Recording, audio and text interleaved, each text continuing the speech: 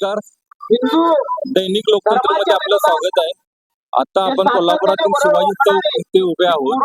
इथे हिंदू राष्ट्र जागृती आंदोलनाचे शिवाजी कोण होता या पुस्तकावरती बंदी यावी याच्यासाठी हिंदुत्ववादी संघटनांनी आंदोलन पुकारलेलं आहे.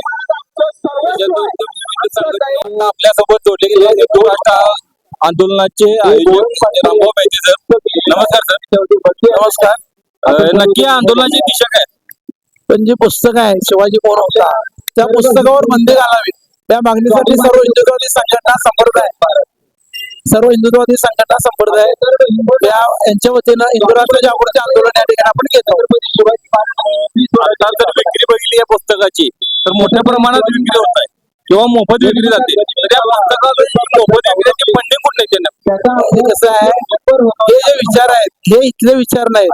जे पुरोगामीचे लेफ्टिस्ट ज्यांना आपण म्हणतो जे मार्क्सवादी जे रशियात पाऊस पडल्यानंतर इथे जी छत्री उघडणारी जे पुरोगामी आहेत त्या पुरोगाम्यांनी मुद्दाम होऊन हे पुस्तक वाटलेलं आहे. त्याची विक्री अशी बाजारात झालेली नाही.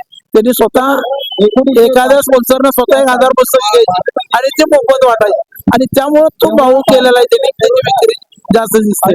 आणि छत्रपती शिवाजी महाराजांना ठराविक विचारधारे जे सेक्युलर चौकटीत बसवायचा हा जो प्रयत्न आहे तो प्रयत्न हाणून पाडण्यासाठी जे संपूर्ण जगाला वंदनीय आहे. पण दुर्दैव असं की त्याच्याच जन्मभूमीत त्यांचा एकेरी नावाने उल्लेख होतो आणि म्हणून छत्रपती हे आमच्यासाठी वंदनीयच आहेत. आणि ज्यांनी 5 बादशहांना पालथ घालून हिंदवी स्वराज्याची स्थापना केली आणि मुळात ज्यांना हिंदवी या शब्दाचा द्वेष आहे या शब्दालाच विरोध आहे अशा लोकांनी मुद्दाम होऊन हे पुस्तक विक्रीसाठी घात घातलेलं आहे किंवा प्रकाशनासाठी घात घातलेलं आहे. आणि म्हणून आपण बरेच वर्षाची आपली ही मागणी आहे की या पुस्तकावर बंदी घालावी. त्यांना कोणत्याही चौकटीत बसण्यासारखे छत्रपती शिवाजी महाराज अजिबात नाही आहे. कारण त्या पुस्तकात त्यांनी बरेच भवानी मातेने जी त्यांना तलवार दिली ती भवानी तलवार कुठे आहे किंवा अफजल खानाला सुद्धा सोपी संत ठरवण्याचा हा जो विकृत प्रयत्न याच्यातून चाललेला आहे. आणि म्हणूनच आमचा सर्व हिंदुत्ववाद्यांचा या पुस्तकाला कडाडून विरोध आहे. काल राष्ट्रवादी काँग्रेस पक्षाचे आमदार शरदचंद्र पक्षाचे आमदार रोहित पवारांनी यांनी काल कोल्हापूरला भेट दिलेली. तर कोल्हापूर या पुरोगाम्यांचं काय हिंदुत्ववाद्यांचं कोल्हापूर हे कोल्हापूर हिंदुत्ववाद्यांचं आहे. हे बरेच वेळा हिंदूंनी सिद्ध करून दाखवलेलं आहे. आणि म्हणजे हा विषय वेगळा आहे पण तरी पण तुम्हाला मी सांगतो की आता जर या कोल्हापूर जिल्ह्यातील जे आमदार जर बघितले तुम्ही तर सगळे हे आता सत्ताधारी म्हणजे ज्यांना आपण हिंदुत्ववादी हे पुरोगामी ज्या भाजपला किंवा शिंदे सेनेला हिंदुत्ववादी म्हणवतात तर त्यांच्या पक्षाचेच आमदार या ठिकाणी आहेत. त्यामुळे कोल्हापूर हे हिंदुत्ववादीच आहे.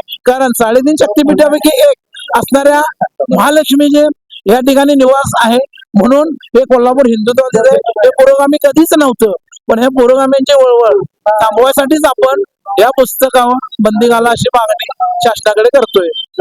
काल जर संजय गायकवाड जर रेकॉर्डिंग ऐकलं तर या रेकॉर्डिंग साठी तुम्ही समर्थन देण्यासाठी हे आंदोलन आहे का असं वाटतं? नाही त्यांची जी भूमिका आहे जे आमदारांचं तुम्ही आता नाव घेतलं त्या आमदारांची जी भूमिका आहे या पुस्तकावर बंदी घाला त्या भूमिकेचं आम्ही समर्थन करतो. त्यांची जी भाषा आहे त्या भाषेला कायदेशीर जर ते चुकले असतील तर कायदा सुव्यवस्था बघून घेईल किंवा जे आहेत कायद्याचे रक्षक ते त्यांच्याप्रमाणे ते बघून घेतील. पण आम्हाला त्यांच्याशी आम्हाला पुस्तकावर बंदी ही आमची महत्वाची मागणी आहे. आपली बरेच वर्षाची मागणी आहे. आज आम्ही मागणी करायचं कारण की ज्या पुस्तकाचं काल या ठिकाणी समर्थन केलं डाव्यांनी जे डाव्यांनी समर्थन केलं म्हणून आमची मागणी पहिल्यापासूनच आहे. आणि मला सांगायला या ठिकाणी विशेष करून म्हणजे बरं वाटेल की हिंदुत्ववादी जे स्वतःला समजत होते रामभाऊ चव्हाण दादा कैलासवासी त्यांनी त्या पुस्तकाच्या लेखकांना समोर बोलवून कोल्हापुरी भाषेत सक्त ताकीद दिली होती.